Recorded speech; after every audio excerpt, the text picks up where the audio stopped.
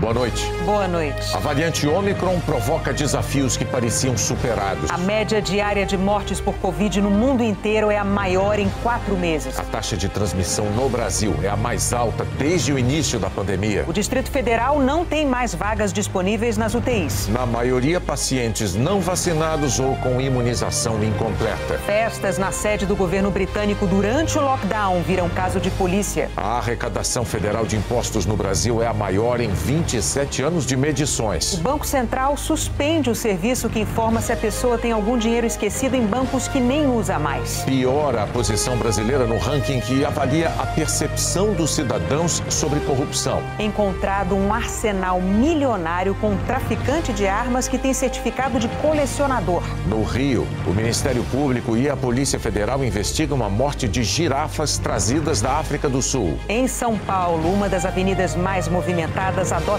faixas para motos. O Palmeiras goleia o Santos e vence a Copa São Paulo de Futebol Júnior pela primeira vez. O Jornal Nacional está começando.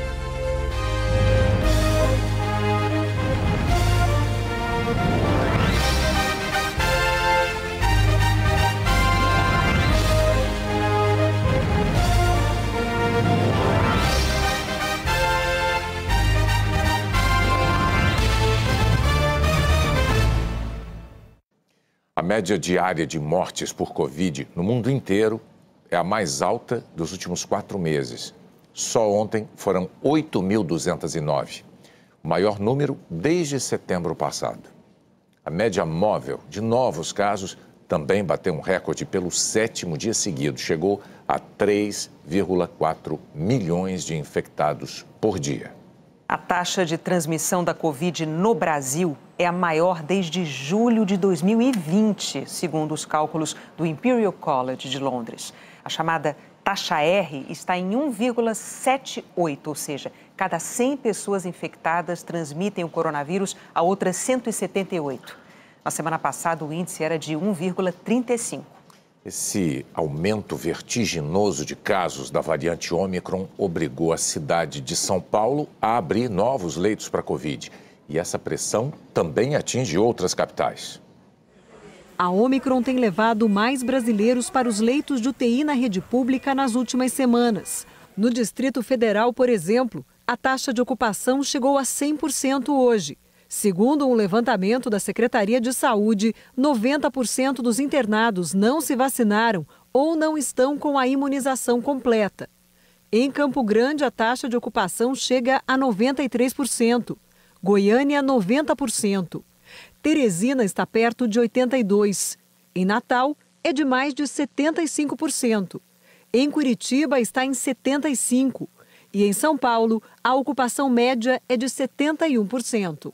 Hoje, a Secretaria Municipal de Saúde da capital paulista abriu mais 132 leitos, 82 de UTI. Os médicos já vinham alertando para o risco de os hospitais voltarem a ficar cheios. É que a variante Ômicron é muito mais transmissível. Aí é uma questão matemática. O país vem registrando uma explosão de casos. Ou seja, mesmo que a proporção de internados seja menor agora, estamos falando de uma parte de milhares de contaminados todos os dias, o que pode fazer o sistema de saúde chegar ao limite. O pesquisador Diego Xavier, da Fiocruz, faz a conta. Se a gente tomasse, por exemplo, no caso da Delta, uma taxa de internação de 10% e a gente contabilizasse 100 mil casos, a gente teria 10 mil internações. No caso da Ômicron, se a gente toma um volume de casos de 1 milhão de casos e uma taxa de internação de 1%, a gente também tem 10 mil internações. O Brasil tem registrado atualmente as maiores médias diárias de casos de toda a pandemia. No gráfico, é essa linha que lembra um paredão que representa o crescimento rápido e repentino das contaminações. Se a gente tivesse preparado, se tivesse entendido a gravidade do problema, muitas das pessoas que estão hoje em fila para ser atendidas estariam sim recebendo o cuidado adequado. O médico sanitarista Walter Sintra diz que só abrir leitos não resolve. Se os níveis de contaminação continuarem nessa velocidade, dificilmente a gente vai conseguir, mesmo ampliando leitos, a dar conta da pandemia. Quem não se vacinou tem que se vacinar, e tem que manter as medidas de isolamento, uso de máscara, higienização de mão e principalmente evitar aglomerações. Não é o momento para a gente baixar a guarda. O hospital referência de Minas Gerais no atendimento de crianças está lotado. No Hospital Infantil João Paulo II, são 105 enfermarias e 16 UTIs pediátricas. Está tudo ocupado. Com o aumento do quadro de doenças respiratórias, 18 salas de observação também passaram a funcionar como leitos. E mais 10 leitos de terapia intensiva estão sendo abertos no setor de urgência do complexo hospitalar. Segundo a direção, a média de atendimentos vem subindo desde outubro do ano passado. Só neste mês já foram 6.000 atendimentos. Temos um cenário de aumento de demanda respiratória, principalmente causada pela Covid em crianças. 62% dos atendimentos são relacionados a doenças respiratórias. Deste, mais ou menos 30%, 40%, agora em janeiro, está relacionado à Covid, né? Por causa dessa situação, as visitas estão restritas no hospital. E com a alta procura, o atendimento para outras doenças também está comprometido. A doutora falou que está faltando funcionário. É por isso que ela demorou de atender. A Fundação Hospitalar de Minas Gerais, responsável pelo Hospital Infantil em Belo Horizonte, informou que conseguiu dobrar a capacidade de atendimento com a contratação de mais pediatras. Só que muitos profissionais estão sendo afastados com suspeita ou confirmação de Covid. A orientação é para que os pais também procurem as unidades de pronto atendimento e os centros de saúde, que aqui em BH estão funcionando em horário ampliado, justamente para atender os casos de gripe e Covid. A vice-presidente da Sociedade Brasileira de Imunizações, Isabela Balalé, reforça que a vacina é o caminho para evitar que mais crianças precisem de internação. Em Belo Horizonte, segundo a Prefeitura, 46% das crianças entre 5 e 11 anos receberam a primeira dose da vacina contra a Covid. É muito importante que os pais busquem vacinar seus filhos. As crianças continuam o grupo de menor risco, mas com a quantidade de casos, proporcionalmente hoje, elas são as que mais internam por Covid-19. Deixar uma criança sem a vacina contra a Covid hoje é uma irresponsabilidade. O Brasil voltou a bater um recorde na média diária de casos novos de Covid. O César Menezes traz agora os números do consórcio de veículos de imprensa. César, boa noite. Boa noite, Bonner, Renata. Boa noite a todos. Com essa taxa de transmissão crescendo, o número de infecções continua a subir em quase todo o Brasil. Nas últimas 24 horas, foram 199.126 novos casos conhecidos. Desde o início da pandemia, foram registrados mais de 24.300.000 casos. De ontem para hoje, o país registrou mais 489 mortes. No total, já são 623.901 vítimas da Covid. As médias móveis também seguem em alta. A de casos hoje é de quase 160 mil. É o 8º dia seguido com recorde na média de casos. A alta foi de 203% na comparação com 14 dias atrás. A média móvel de mortes aumentou 170% em relação a 2 semanas e está em 332 mortes por dia. No mapa, 21 estados e o Distrito Federal estão com alta na média de mortes. 3 estados apresentam estabilidade e 2 estão em queda. Agora vamos falar da vacinação. 7 estados não divulgaram as informações hoje. Nas últimas 24 horas, 202 mil pessoas tomaram a primeira dose da vacina contra a Covid. Pouco mais de 142 mil receberam a segunda ou a dose única e 610 mil a dose de reforço. O total de vacinados do dia foi de quase 955 mil pessoas. Desde o início da vacinação, nós já passamos de 163 milhões de brasileiros com a primeira dose. Isso representa 76,06% da população. Mais de 148 milhões já estão com a vacinação completa, 69,15%, e perto de 41 milhões e meio tomaram a dose de reforço, 19,31%. Os estados em verde escuro são os mais adiantados na vacinação completa. Outras informações em g1.com.br/coronavírus. Renata Bonner. Obrigada, César. O Ministério da Saúde informou hoje que vai republicar a nota técnica que provocou críticas contundentes por ter defendido o uso da cloroquina e condenado a vacina contra a Covid. A Associação Médica Brasileira declarou ontem que o documento constitui afronta grave ao enfrentamento da pandemia. Mas, segundo o Ministério, a alteração não vai modificar o teor da nota, e sim promover maior clareza no conteúdo. O Ministério afirma que é equivocada a interpretação de que a nota técnica critica o uso das vacinas. A nota deve ser publicada, ou melhor, republicada, a qualquer momento. Os laboratórios Pfizer e BioNTech começaram nos Estados Unidos os testes clínicos de uma versão da vacina anti-Covid específica para combater a variante Ômicron. Pessoas que ainda não tinham sido vacinadas vão receber 3 doses e pessoas imunizadas com 2 doses de outros fabricantes vão receber uma dose de reforço da vacina nova. No Reino Unido, a pandemia tem sido um desastre para o primeiro-ministro Boris Johnson, principalmente por causa de eventos sociais promovidos na sede do governo durante o lockdown. As festinhas agora são um caso de polícia. A chefe da Scotland Yard avisou que o inquérito é sobre vários eventos nos últimos 2 anos. Cressida Dick explicou que recebeu informações novas e só agora viu motivos para investigar. Os envolvidos não correm risco de prisão, só de receber multa e piorar a situação do governo. Estaria previsto para essa semana o resultado de uma investigação interna do governo, mas o equivalente britânico à Casa Civil declarou que a divulgação pode ser suspensa até a conclusão do inquérito policial.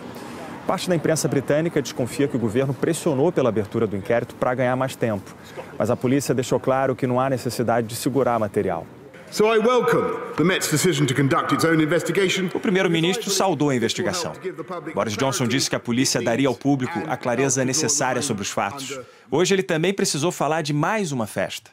A imprensa britânica conta pelo menos 19 eventos fora das regras. A rede ITV informou que o primeiro-ministro participou de um bolo com a equipe, no dia do aniversário dele em 2020. As reuniões internas estavam proibidas. E depois, Boris Johnson supostamente recebeu amigos dentro de casa. Happy birthday to you. O primeiro-ministro narrou um parabéns dentro dos conformes, quase como esse que ele recebeu no colégio na mesma época. Happy birthday to you. Ele declarou que o bolinho durou menos de 10 minutos e foi com as mesmas pessoas que estavam no trabalho. Boris Johnson disse ainda que recebeu um pequeno número de parentes ao ar livre. Naquele mesmo ano, o primeiro-ministro tinha recebido uma carta de uma menina de 7 anos. Josephine avisou que tinha cancelado a festinha dela porque queria que todo mundo ficasse bem. Boris Johnson declarou que aquela menina deu um grande exemplo à nação. A seguir, a maior arrecadação de impostos no Brasil em 27 anos de medições. A investigação da morte de girafas trazidas da África do Sul.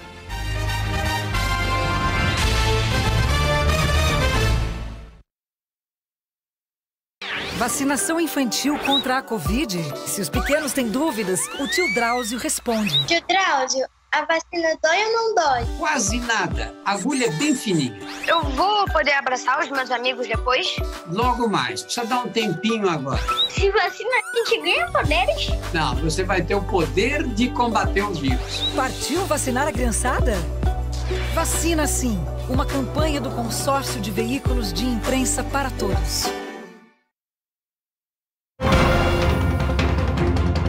Olá, boa noite. Inflação faz disparar custo da refeição fora de casa e atinge em cheio os preços de marmitex e pratos feitos.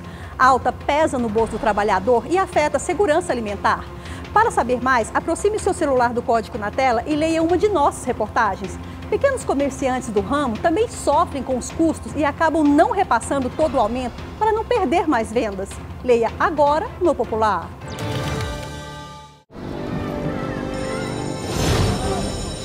Você tá pronta pra isso?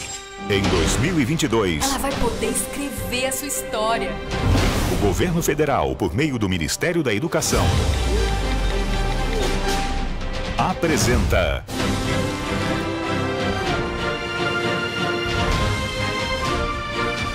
Novo Ensino Médio. Agora a gente vai poder escolher em qual área de conhecimento quer se aprofundar. E até escolher fazer uma formação profissional e tecnológica. E nós, professores, vamos ajudar vocês a construir um projeto de vida. Prepará-los para o pleno exercício da cidadania e para o mundo do trabalho. A qualidade da educação vai dar um salto. Novo Ensino Médio. Deixe a educação transformar a sua história. Breve. Nas escolas de todo o país. Estudantes, pais, professores e gestores. Saibam mais em gov.br/MEC. Ministério da Educação, Governo Federal, Pátria Amada Brasil.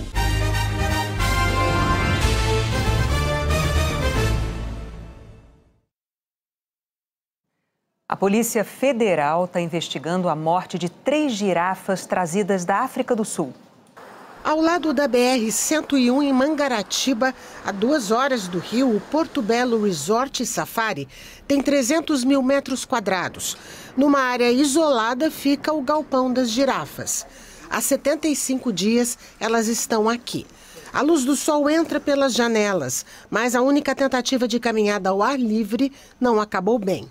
Nesta parte externa, 6 atravessaram a cerca, fugiram e foram recapturadas. 3 morreram horas depois. As girafas não saem mais para o espaço ao ar livre desde o dia 14 de dezembro. E geralmente elas ficam aqui nessas baias, 3 girafas em cada baia de cerca de 40 metros quadrados. A previsão é de que os animais saiam para o ar livre nos próximos dias. É um processo de transição, de habituação, onde o animal precisa criar uma relação positiva, né, com o novo tratador, com a nova equipe. E após esse processo, que pode demorar 1 mês, 2, 3, até 6, dependendo do indivíduo, né, eles vão lentamente tomando confiança, segurança, até que elas possam vir para cá. 18 girafas vieram da África do Sul, compradas pela empresa que ganhou a concessão para administrar o zoológico do Rio. Após reformas, o espaço foi aberto com outro nome, Bioparque, e a proposta de criar um centro de conservação. Esta foi a maior importação de animais de grande porte já feita pelo Brasil, segundo várias entidades de defesa da vida selvagem. Foi preciso fretar um jumbo para trazer as 18 girafas. Os responsáveis dizem que elas fazem parte de um projeto de conservação, vieram de reservas privadas de manejo sustentável de fauna e não foram capturadas na natureza. Afirmam também que a instituição de origem foi aprovada pelos órgãos competentes, brasileiros e sul-africanos. O objetivo da vinda desses bichos para o Brasil é compor, né, um pool genético para revigorar a população brasileira. Uma parte desses animais, quando a gente tecnicamente entender que eles estão preparados e habituados, eles vão, né, para o bioparque ou para outros mantenedouros de acordo com as recomendações genéticas dos grupos de zoológicos que trabalham com esses bichos hoje no Brasil. O IBAMA concedeu esta licença. Com o selo da CITES, a Convenção sobre o Comércio Internacional de Espécies da Flora e Fauna Selvagem em Perigo de Extinção. A mesma letra aparece em toda a lista de animais, W de Wild, selvagem. A classificação é feita pela CITES, que define o código W, animais retirados da natureza. Uma portaria do IBAMA estabelece que não será autorizada a importação de animais da fauna silvestre exótica proveniente de captura da natureza e destinada ao comércio. 3 instituições entraram hoje com uma ação na Justiça do Rio pedindo esclarecimentos e a cobrança de multas de R$50 mil por dia, além de R$1 milhão por danos coletivos, por causa das 3 girafas mortas. Espaços mínimos, animais que passaram por uma situação muito estressante e quais foram os protocolos que foram usados para evitar que acidentes como esse acontecessem. Não faz sentido, em termos de conservação, você trazer 18 animais de origem de vida livre para um projeto inexistente no Brasil de conservações de girafa. né? Isso é um contrassenso, né, na biologia da conservação. Os projetos de conservação destas espécies costumam ter um plano com a participação de outros zoológicos. O plano tem que estar estabelecido com as diretrizes básicas do que fazer com essa população que já está aqui, quem vai parear com quem, quais são os objetivos, e se houvesse a necessidade de, neste momento, trazer indivíduos de fora, tem que estar acusado dentro do plano. E, nesse momento, nós não temos o plano. Nós não concordamos em tirar animais da natureza, ponto. Se a gente não sabe o que tem em cativeiro, e se a gente não sabe ainda, precisava do teu diagnóstico, não tem por que trazer. O IBAMA afirmou que está ciente da situação e vai apurar eventuais irregularidades cometidas pelo importador e que a autorização para importação das 18 girafas foi emitida após avaliações de regularidade e da capacidade do importador de receber os animais. As cheias do Rio São Francisco atingiram um patrimônio histórico nacional em Alagoas. A Lusitânia não suportou a força da água e emborcou. É a última canoa de tolda em navegação. A ONG responsável pela Lusitânia amarrou os mastros para evitar ainda mais danos. Hora de saber como fica o tempo amanhã. Oi, Eliana. Boa noite. Oi, Renata. Boa noite para você, boa noite para o Bonner e boa noite para todos vocês. Amanhã, só a região dos lagos no Rio de Janeiro tem previsão de sol o dia todo, quase nem aparece aqui no mapa, né? Porque ele está todo verde, significa que todas as outras áreas do país têm possibilidade de chuva. E hoje já choveu muito em Vitória da Conquista, que fica no sudoeste da Bahia. Teve enxurrada e também veículos arrastados. Amanhã, os temporais vão atingir esta faixa, que vai do Amazonas e do Acre até o oeste da Bahia e de Minas. Também aqui o norte do Espírito Santo, o litoral sul baiano e parte do Ceará. Além de Manaus, Fortaleza e Brasília, estão aí no meio Rio Branco, Porto Velho, Palmas e Goiânia. No sul, a chegada de uma frente fria vai provocar tempestades até com granizo nas áreas mais coloridas deste mapa, principalmente no Rio Grande do Sul e em Santa Catarina. E antes da chuva, vai fazer muito calor. Depois refresca e as temperaturas ficam mais baixas do que agora até o fim da semana. E aí em Curitiba, entre as capitais do sul, né, onde os termômetros vão cair mais. Só que isso depois dos temporais, que, olha, Renata, começam na quinta-feira. E a chuva alivia um pouco o calorão no Rio de Janeiro? Olha, a chuva até que nem tanto, mas o calorão alivia por aí sim, só que no fim da semana e antes de refrescar, vai esquentar mais. Rio e São Paulo têm possibilidade de registrar o dia mais quente do mês na próxima quinta-feira. São Paulo com 35 graus e o Rio com 40. A temperatura cai para a máxima de 23 aqui e para 32 graus no Rio somente no domingo. E como o primeiro mês do ano já está acabando, né? Foi marcado também por muitos contrastes. Vamos ver o que esperar até o dia 31. No norte, Amazonas, leste do Pará e norte do Tocantins são as áreas que terão mais chuva. No nordeste, o Maranhão, o Piauí e também o oeste da Bahia. No centro-oeste, Mato Grosso e sudoeste de Goiás, que terão as pancadas de chuva mais intensas. No sudeste, grande parte de São Paulo, incluindo a região metropolitana e o litoral. E no sul, os temporais vão atingir o norte do Paraná, também o oeste de Santa Catarina e o Rio Grande do Sul. Mesmo assim, a chuva que vem para as cidades gaúchas não vai reverter a estiagem. Para isso, Renata, tem que chover todo dia e bem e por várias semanas seguidas. No lugar certo. Obrigada, Eliana. Até amanhã. Até. O clima tem imposto desafios diferentes aos produtores rurais brasileiros. Quem plantou no norte e sudoeste da Bahia colheu tempestade. As chuvas arrasaram plantações e fecharam estradas. Em algumas fazendas e sítios de Minas Gerais, não chegou ração nem fertilizantes. 119 mil hectares alagados. E o pouco que sobrou só saiu de barco. Já no sul do país, os campos ficaram áridos. O tempo não choveu e não deu condições, né? Eu só plantei mandioca e cana. Em Mato Grosso do Sul, o sol queimou pelo menos metade da produção dos agricultores. É muito triste o que nós estamos vendo aqui. Nós estamos aqui em pleno verão e estamos vendo uma redução das chuvas, uma redução brutal das chuvas, em que você está tendo volume de perda muito grande. O milho na região sul ele já perdeu 50%. Eu não posso dar um dado positivo assim do momento, porque nós ainda estamos na crise, nós ainda não ganhamos chuvas e a perda continua, nós estamos tendo um sol de 40 graus. Não há planta que resista a 40 graus. Pelo exagero ou pela falta de chuva, o ano começa com municípios de 9 estados do país em situação de emergência. O que traz a gente ao supermercado. O milho é a base da ração de galinhas e porcos. E o frango e alguns cortes suínos apareceram como alternativas para os consumidores que, por causa do preço, tiraram a carne bovina do carrinho de compras. As quebras de safra no campo trazem mais incerteza sobre os rumos da inflação nas grandes cidades. É o que explicam os economistas. O primeiro semestre vai ser bastante complicado, realmente. É um primeiro semestre de muitos desafios. A gente vai ter dificuldades de abastecimento de milho, basicamente até a entrada da safrinha. Então, os custos vão seguir muito altos e isso vai acabar exercendo pressão sobre o preço lá na ponta final, não tem jeito. Nuvens carregadas no horizonte da economia. Agora eu estou variando um pouco mais por legumes, né? Estamos mudando, quebrando um pouquinho. A carne está um pouco salgada. Está muito caro, está muito. Mais barato aqui é só o frango e a salsicha, só.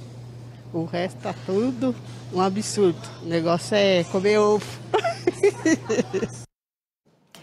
E a arrecadação de impostos federais bateu recorde em 2021. É o maior valor desde o início da série histórica da Receita há 27 anos. O governo federal arrecadou no ano passado quase 1 trilhão e 900 bilhões de reais em impostos. Em valores corrigidos pela inflação, um aumento de 17% na comparação com o ano anterior. A arrecadação extraordinária de 2 tributos foi o que mais contribuiu para o número recorde. O imposto de renda da pessoa jurídica e a contribuição social sobre o lucro líquido somaram 393 bilhões de reais, um crescimento real de 31%. Segundo a Receita, essa arrecadação expressiva mostra uma lucratividade crescente das empresas. Também contribuiu para esse recorde de arrecadação o aumento do imposto sobre operações financeiras, que, segundo a área econômica, foi necessário para bancar o Auxílio Brasil. O secretário da Receita Federal, Júlio César Vieira Gomes, disse que a recuperação da economia no ano passado ajudou para o bom desempenho da arrecadação, que, segundo ele, deve continuar.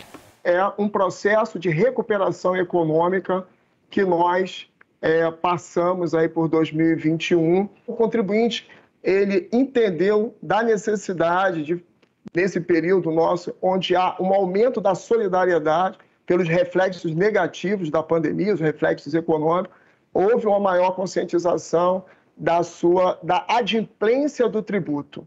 E isso daí a gente também sentir bastante no decorrer de 2021. Economistas concordam que a arrecadação histórica confirma a retomada da atividade econômica e vai ajudar no equilíbrio das contas públicas. Diminui o ritmo de crescimento da dívida pública, com isso diminui as despesas que a gente vai ter com pagamento de juros sobre a dívida pública e o quadro fiscal e econômico fica melhor. Agora, corremos o risco de esse aumento de receita gerar uma ilusão de que nós temos recursos para gastar. Isso não é verdade. A gente ainda tem muito o que melhorar para impedir que a dívida pública continue crescendo, que é o principal fator de instabilidade econômica do Brasil hoje. A Organização para a Cooperação e Desenvolvimento Econômico aprovou hoje o início das negociações para a adesão do Brasil, da Argentina, do Peru, da Croácia, da Bulgária e da Romênia. É um processo que pode levar até 5 anos. Os países candidatos precisam seguir padrões da OCDE, como preservação da democracia, do Estado de Direito, a proteção dos direitos humanos e o crescimento com inclusão social. E também, os países candidatos têm que cumprir metas de combate ao desmatamento e combate à perda de biodiversidade.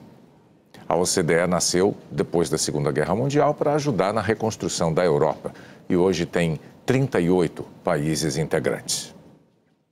O IBGE vai começar a coletar os dados para o censo demográfico no dia 1º de agosto.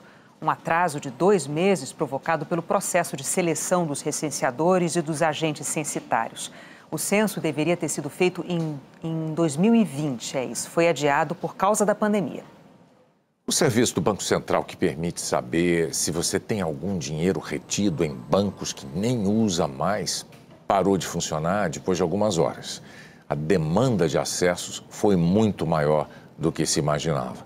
A estimativa é que, ao todo, 8 bilhões de reais estejam retidos em instituições financeiras à espera dos donos. O Banco Central suspendeu o serviço temporariamente e informou que está trabalhando para restabelecer o site. A seguir, piora a posição do Brasil no ranking da percepção que os cidadãos têm da corrupção. Uma operação apreende um arsenal na casa de um traficante de armas com certificado de colecionador.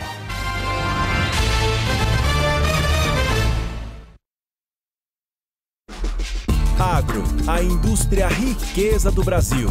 Gergelim é agro. O gergelim é uma das primeiras sementes cultivadas pelo homem. No Antigo Egito, era usado na produção de pães, biscoitos e outros alimentos. Rico em nutrientes e vitaminas, o gergelim dá sabor às receitas com peixes e saladas. Além disso, rende um óleo muito valorizado. No Brasil, agricultores já fazem a colheita mecanizada e a produção triplicou nos últimos 3 anos. O que puxa esse crescimento é a exportação. Os embarques passam dos 70 milhões de dólares por ano. Gergelim é riqueza, é alimento nobre. Gergelim é agro. Agro é tech, agro é pop, agro é tudo. Tá na Globo. Apoio Nissan Frontier, mais praticidade com a exclusiva visão 360 graus. E Bradesco, custeio agrícola com até 3 anos para pagar. A partir das 6 horas da manhã, você tem um encontro com toda a equipe do Bom Dia Goiás. E vamos mostrar. Já tem escolas com aulas presenciais suspensas por causa do aumento de casos da Covid. Pais estão preocupados. E você está pensando em financiar a casa própria com recursos da poupança? Fique de olho na taxa de juros. É das 6 às 8h30 da manhã. A nossa equipe te espera. Vacinação infantil contra a Covid? Se os pequenos têm dúvidas, o tio Drauzio responde. Tio Drauzio, a vacina dói ou não dói? Quase nada. A agulha é bem fininha. Eu vou poder abraçar os meus amigos depois? Logo mais. Precisa dar um tempinho agora. Se vacina, a gente ganha poderes? Não, você vai ter o poder de combater o vírus. Partiu vacinar a criançada? Vacina Sim. Uma campanha do Consórcio de Veículos de Imprensa para Todos.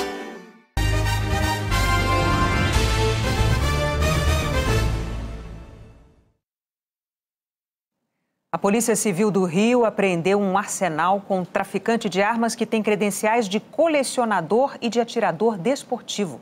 Ele era fornecedor de quadrilhas. Um arsenal de guerra escondido numa casa, segundo a polícia, para não levantar suspeita. 27 fuzis, pistolas e munição foram apreendidos hoje à tarde no Grajaú, um bairro residencial na zona norte do Rio. Não havia ninguém no local. O dono do imóvel e responsável pelo armamento vinha sendo monitorado há alguns meses pelos investigadores. Vitor Furtado Rebolau Lopes foi preso junto com a mulher dele, em Goiás, ontem à tarde, transportando 20 mil munições de fuzil e de outras armas. O nome de Vitor surgiu em 2018, numa investigação conjunta entre o Ministério Público e a Polícia Civil do Rio sobre tráfico de armas numa comunidade em São Gonçalo. Os traficantes também atuam em várias favelas da região metropolitana do Rio. Todo o armamento apreendido hoje está novo e tem até nota fiscal. De acordo com os investigadores, Vitor Furtado só conseguia comprar as armas porque ele tem licença de colecionador, atirador desportivo e caçador. E era essa a estratégia que usava para abastecer a maior facção criminosa do estado. Vitor Furtado aproveitou as flexibilizações para a compra de armamentos no Brasil. Em 2019, o governo Bolsonaro ampliou a quantidade de armas e munições que podem ser compradas legalmente por colecionadores, atiradores e caçadores. Vitor tinha 43 certificados de registros de armas de fogo. Com cada um desses certificados, ele podia, por exemplo, comprar 1.000 munições por ano para cada arma de uso restrito, como o fuzil. Esses elementos, um deles, principalmente o Vitor, utilizando-se dessa característica de colecionador, atirador, fornecia aqui no estado do Rio de Janeiro para essas comunidades irregularmente munições e armas para o tráfico de drogas. Vitor foi indiciado por associação ao tráfico e vai responder também por comércio ilegal de armas e organização criminosa. O armamento agora vai ser periciado. Os investigadores querem rastrear as origens do material e descobrir se há outros envolvidos com a quadrilha. O mais importante de toda essa investigação é desmantelar esse esquema. Pelo volume, do que a gente de apreensão que foi realizado, a gente investiga, na verdade, a possibilidade dele fornecer para outras facções criminosas e também para grupos paramilitares. Nós não conseguimos contato com a defesa de Vitor Furtado Lopes. Morreu ontem, aos 74 anos, o escritor Olavo de Carvalho, considerado guru do bolsonarismo. Exatamente. A família não divulgou a causa da morte. Numa rede social, um grupo de seguidores publicou que o escritor havia recebido o diagnóstico de Covid no dia 15 de janeiro. Ele estava internado num hospital do estado americano da Virgínia, onde morava. Segundo Heloísa de Carvalho, filha do escritor que estava rompida com ele, a causa da morte foi a Covid. Olavo de Carvalho era negacionista. Chegou a dizer que o medo do vírus era historinha de terror para acovardar a população. As ideias conservadoras dele influenciaram o presidente Jair Bolsonaro, os filhos e colaboradores próximos. Nos últimos meses, o escritor passou a fazer críticas ao presidente. Chegou a ser internado no Instituto do Coração, em São Paulo, em julho e em agosto do ano passado, com problemas renais e cardíacos. Olavo de Carvalho deixa a esposa, 8 filhos e 18 netos. Numa edição extra do Diário Oficial, o presidente Jair Bolsonaro decretou luto oficial de 1 dia. O Brasil ficou na posição de número 96 no estudo sobre percepção de corrupção feito em 180 países. A nota brasileira está abaixo da média global. Na avaliação da Transparência Internacional, o resultado mostra que o combate à corrupção no país continua estagnado e num patamar muito ruim. Numa escala que vai de 0 a 100, o Brasil obteve 38 pontos, mesma nota do ano anterior, mas caiu 2 posições no ranking, de 94 para 96 entre 180 países. O Brasil está abaixo da média da América Latina e Caribe, que é de 41 pontos. Bem abaixo da média dos países que integram a OCDE, Organização para a Cooperação e Desenvolvimento Econômico, que é de 66 pontos. E fica muito longe dos países que lideram o ranking, Dinamarca, Finlândia e Nova Zelândia, com 88 pontos.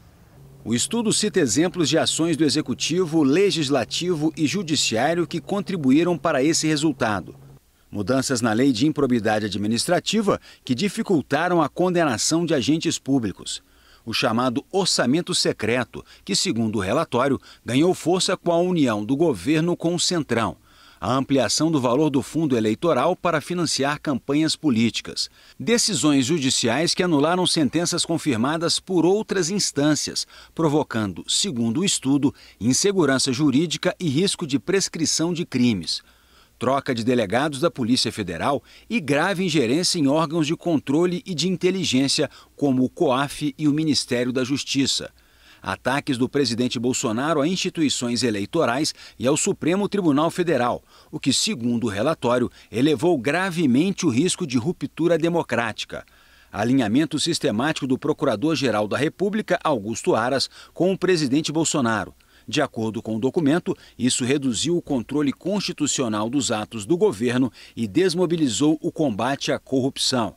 Desmonte de políticas públicas na área ambiental, o que, segundo o relatório, paralisou a aplicação de multas e gerou impunidade. retrocesso no acesso à informação pública, além de disseminação de fake news por agentes e canais públicos, e graves ataques à imprensa. O diretor executivo da Transparência Internacional Brasil afirma que o relatório aponta o governo Bolsonaro como o maior responsável pelo desempenho ruim do país no combate à corrupção. A responsabilidade mais grave por esse retrocesso do combate à corrupção no Brasil, sem dúvida, é do Poder Executivo, é do governo Jair Bolsonaro.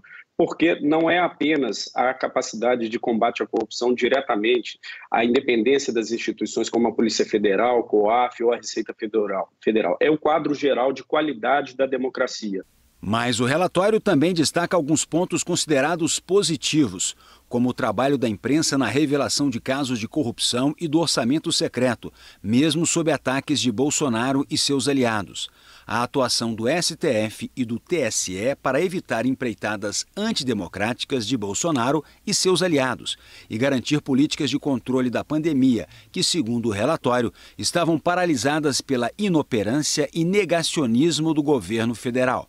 E a CPI da Covid, que investigou denúncias de crimes contra agentes públicos e privados durante a pandemia. Bruno Brandão afirma que o Brasil tem um longo caminho a percorrer para se equiparar a países de elite no combate à corrupção. Todos aqueles países que estão mais bem colocados são democracias maduras, sólidas, estáveis. E na outra ponta de alta percepção da corrupção são sempre ditaduras e governos autoritários. E se o Brasil pretende fazer frente a esse problema tão grave da corrupção sistêmica, ele tem que fortalecer a sua capacidade de luta contra a corrupção pela via democrática, pelo fortalecimento das instituições e dos direitos de participação da sociedade. A seguir, o título inédito do Palmeiras na Copinha. E a vocação de crescimento infinito da nossa maior metrópole.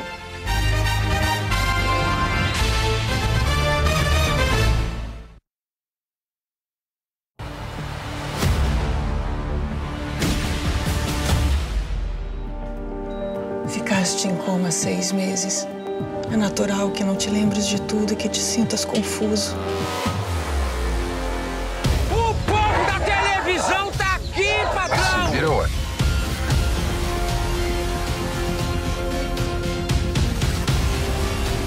Preciso me preparar para enfrentar os meus inimigos. Você sabe disso. O que vais fazer se eu não ensinar? Vais matar-me, é isso? Tu vais matar-me de qualquer das formas.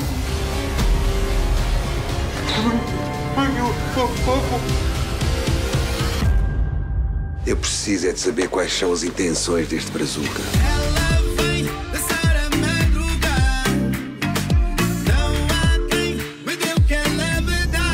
Tô feliz que você veio.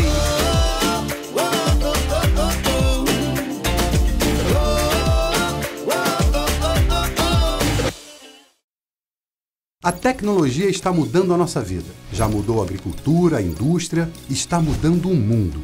Agora é a hora da tecnologia mudar também a sua vida. Já pensou em ser um programador? Programa Recode Pro. Formação técnica e prática para desenvolvedores. Se inscreva. O curso é gratuito. Confira as cidades participantes e o regulamento na página da Recode. Recode Pro. Um projeto Recode. Apoio Globo. Olá, boa noite. Inflação faz disparar custo da refeição fora de casa e atinge em cheio os preços de marmitex e pratos feitos. A alta pesa no bolso do trabalhador e afeta a segurança alimentar. Para saber mais, aproxime seu celular do código na tela e leia uma de nossas reportagens.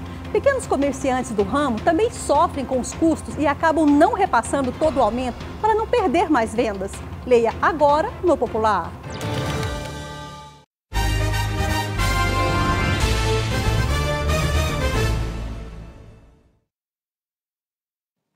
A seleção brasileira está em Quito para enfrentar o Equador pelas eliminatórias da Copa na quinta-feira. No meio dessa linha imaginária que divide o planeta em norte e sul está a cidade da metade do mundo. A latitude zero de Quito, a capital do Equador, será o ponto de partida simbólico da seleção brasileira em mais um ano de Copa do Mundo. Ainda mais porque nesse mesmo ponto geográfico aconteceu um outro momento importante para a seleção brasileira. Foi exatamente no estádio Atahualpa, onde o time fez o primeiro treino nessa terça-feira, que começou a Era Tite, isso em setembro de 2016. passa um filme na nossa cabeça, passa mesmo uma história, né? Principalmente daqui foi o primeiro jogo que aconteceu, não estávamos bem nas eliminatórias, muita gente falando em risco da nossa classificação, né? E aqui foi onde começou tudo e chegamos muito bem na Copa. Tomara que seja um ano espetacular para nós outra vez. Casemiro, titular absoluto nesses 6 anos, já é nome certo na Copa, se nada extraordinário acontecer, é claro. Outros ainda precisam aproveitar cada oportunidade. Na primeira atividade em campo, os destaques foram as presenças de Vinícius Júnior e Felipe Coutinho na equipe titular, mas ainda não se sabe se eles começam jogando na quinta-feira. Certezas, só as ausências de Fabinho e Lucas Paquetá suspensos, além de Neymar, que nem foi chamado porque ainda se recupera de uma lesão no tornozelo. Outra notícia já confirmada é que o jogo de quinta-feira no estádio Rodrigo Paz Delgado será sem público. Os casos de Covid no Equador subiram cerca de 300% desde o início do ano. E mesmo com 75% da população totalmente vacinada, o governo do país decidiu proibir a entrada de torcedores. O Equador ainda não está garantido na Copa. Talvez sinta a falta do apoio nas arquibancadas. Já os brasileiros podem pensar só na caminhada de 9 jogos até o início do Mundial em novembro, que começa numa cidade onde é sim possível estar em 2 lugares diferentes ao mesmo tempo. Mais ou menos como a seleção brasileira em janeiro de 2022, com os pés no Equador e a cabeça já lá no Catar. O Palmeiras goleou o Santos e conquistou pela primeira vez a Copa São Paulo de Futebol Júnior. Algumas lições que a bola ensina desde cedo. Toda decisão termina com 2 lados. Seguindo uma determinação do governo do estado, a Federação Paulista só liberou metade da capacidade da arena por causa da Covid. Eram 20 mil palmeirenses nas arquibancadas, apoiando os jogadores da equipe sub-21 do Palmeiras contra a sub-21 do Santos. No apito também estava quase um garoto, o árbitro Gustavo Souza, de 23 anos. Falando nisso, nessa precocidade da Copinha, o time da casa resolveu as coisas com rapidez e garantiu o primeiro título bem no comecinho da partida. 5 minutos. Quando a bola chega aos pés de Hendrick, geralmente essa cena se repete. Foi o 6º gol na Copa São Paulo da revelação palmeirense de 15 anos. E a bola colocada do Giovani parecia coisa de veterano. Com 15 minutos de jogo, veio o 3º gol, Gabriel Silva. Avassalador o Palmeiras! Os meninos da Vila tiveram uma manhã para esquecer. Derek foi expulso ao receber o 2º cartão amarelo no fim do primeiro tempo e a reação ficou muito difícil. No segundo, Gabriel Silva marcou mais um, 4-0 Palmeiras, campeão da Copa São Paulo de Futebol Júnior. Desde criança a gente vem sonhando com isso, nesse momento maravilhoso, conseguir conquistar o título ainda com essa torcida maravilhosa. Só tem que agradecer a eles. É um título muito importante para a nossa sociedade. A gente não tinha esse título, agora, graças a Deus, conquistamos. Durante a comemoração, alguns torcedores arremessaram celulares no gramado, tudo para garantir uma foto com o Hendrick. Uma votação popular o elegeu o craque do campeonato. Tomara que ele saiba tirar fotos tão bem quanto jogar futebol.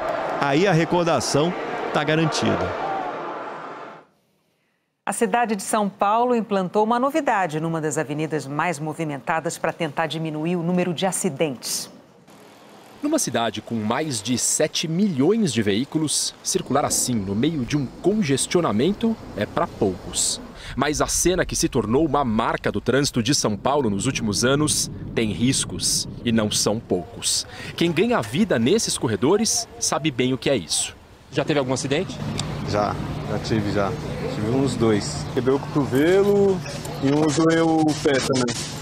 Fiquei afastado aí 2 meses. Quase 400 motociclistas morreram no trânsito de São Paulo no ano passado, mais de 1 por dia, e um aumento de 16% na comparação com 2020. Isso sem falar nos quase 7 mil que sofreram acidentes graves e tiveram sequelas. Para tentar reverter essa tendência, a Prefeitura inaugurou hoje o projeto Faixa Azul. Fica no sentido bairro da Avenida 23 de Maio, principal ligação entre as zonas norte e sul da cidade. A faixa tem 5,5 km de extensão. Começa na região central e vai até a altura do Parque do Ibirapuera, na Zona Sul. O secretário municipal de Mobilidade e Trânsito de São Paulo, Ricardo Teixeira, diz o que a prefeitura espera com a nova faixa. Hoje a meta está estipulada neste projeto, aqui na 23 de maio, uma redução de 30% no número de mortes. Desde o dia 5 de janeiro a pista ela está demarcada. Nós não tivemos uma única ocorrência em 20 dias envolvendo motociclista e motorista. Realmente está aí o projeto e esperamos que ele dê certo. Apesar da indicação no asfalto, a motofaixa não é exclusiva e nem obrigatória. Fica à esquerda, longe dos acessos à avenida e é estreita para impedir ultrapassagens. As motos têm que respeitar o mesmo limite de velocidade dos carros, 60 km por hora.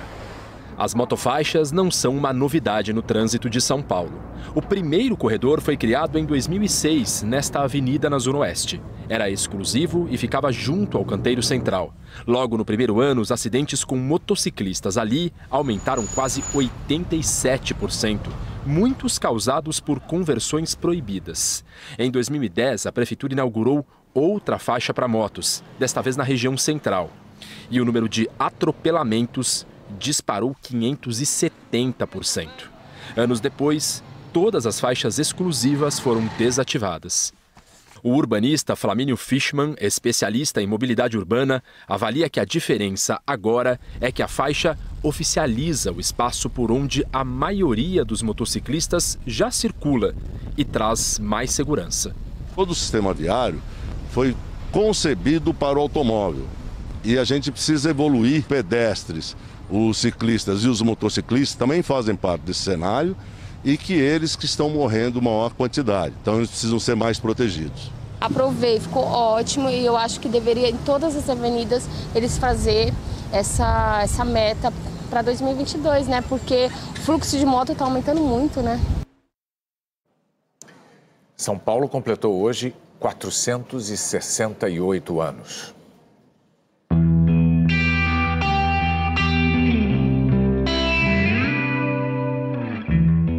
A cidade que se espalhou até os limites do mapa cresce agora na mesma direção das maiores metrópoles do planeta, para o alto.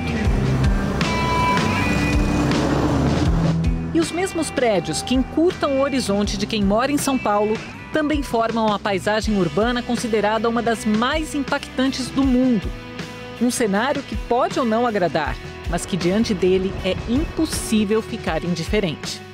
A verticalização é um símbolo da metrópole, é um símbolo da modernização da metrópole, é um símbolo da vida metropolitana. Quando você olha, você vê pujança, pujança econômica, pujança de trabalhos, pujança de investimentos, pujança de energia construída, né, materializada nessa massa edificada.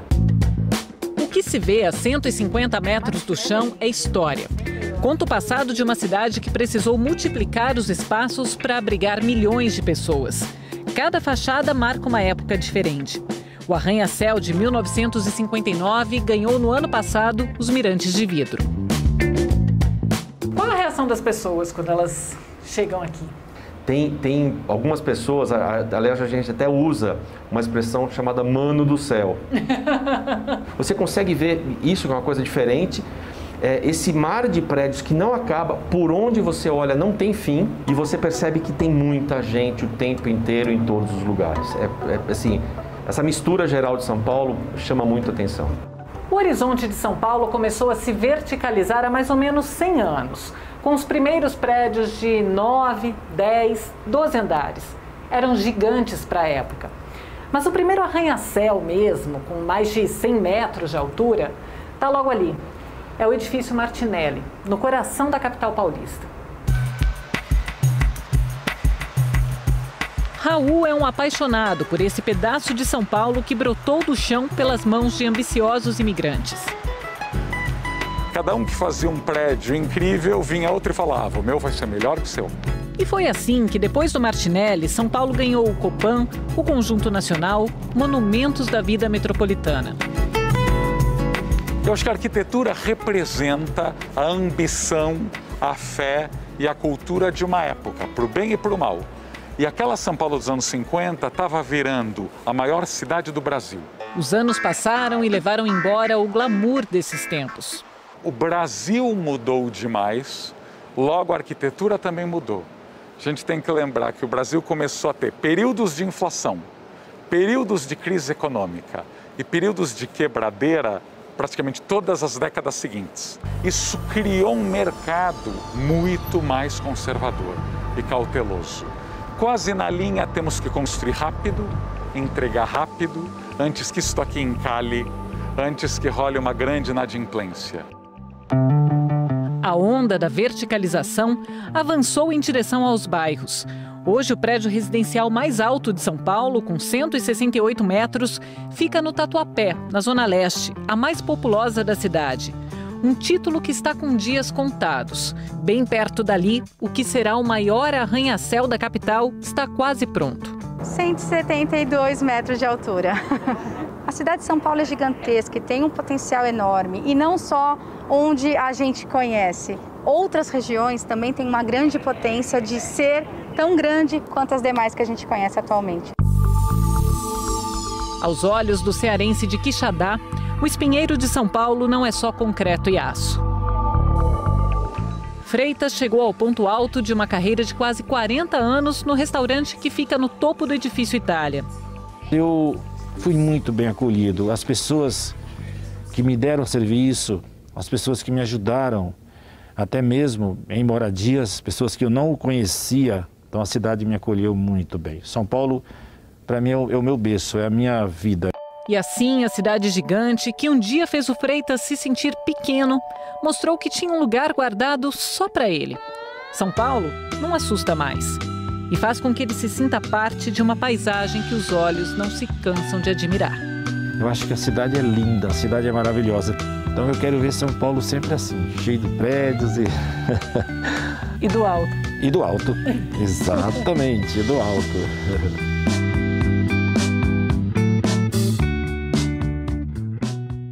Parabéns, São Paulo. O Jornal da Globo é depois do BBB, que hoje tem o primeiro paredão do ano. Boa noite para você. Boa noite e até amanhã.